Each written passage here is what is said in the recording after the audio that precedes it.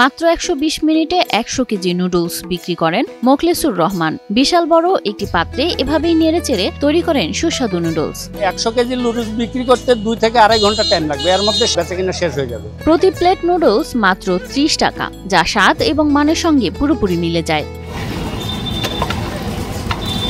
মোখলেসুর রহমানের এই নুডলসের জাদু কেউ জানে না। কেন প্রতিদিন ১০০ কেজির বেশি নুডলস ক্রেতাদের হাতছানি দেয়? আমি যে স্বাদটা তৈরি করি এটা হলো আমার নিজস্ব প্র্যাকটিস।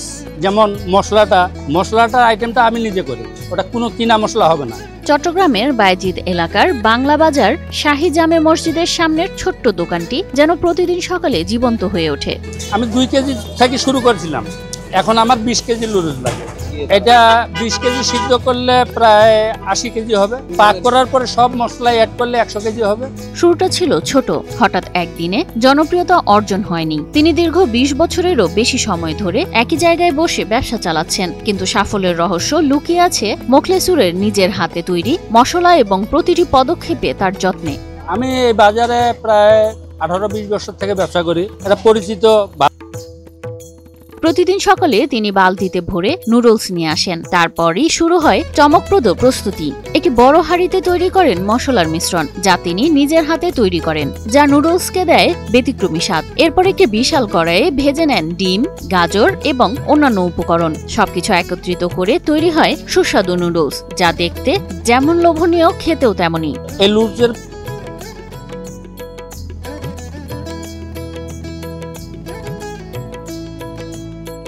হিরন আরও মিনারেল ওয়াটার মাত্র ৫০ পয়সায় প্রতি লিটার।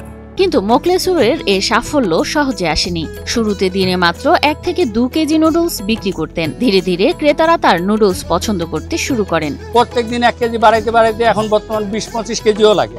মোখলেসুরের এই নুডলসের স্বাদ নিতে দূর দূরান্ত থেকে ছুটে আসেন নানা বয়সী ভোজন প্রেমীরা। আমাদেরকে খাওয়াতে খাওয়াতে এখন মানুষকে দিয়ে পায় না। ওনার এই লোভনীয় খাবার দেখলে খেতে আসবে, এটা মিস নেই।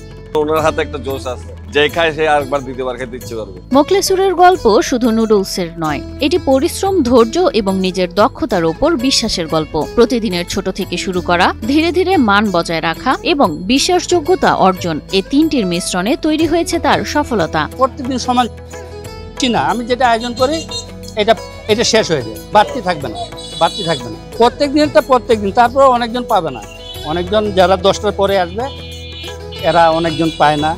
মোখলেসুর প্রমাণ করেছেন, যদি পরিশ্রম ও সততা থাকে তবে ছোট দোকানও মানুষের হৃদয় ছুঁতে পারে। চট্টগ্রামের এই ছোট্ট দোকানটি এখন পরিচিতি পেয়েছে শুধু স্বাদের জন্য নয়, বরং একজন সাধারণ মানুষের আত্মবিশ্বাস এবং সাফল্যের গল্প হিসেবে।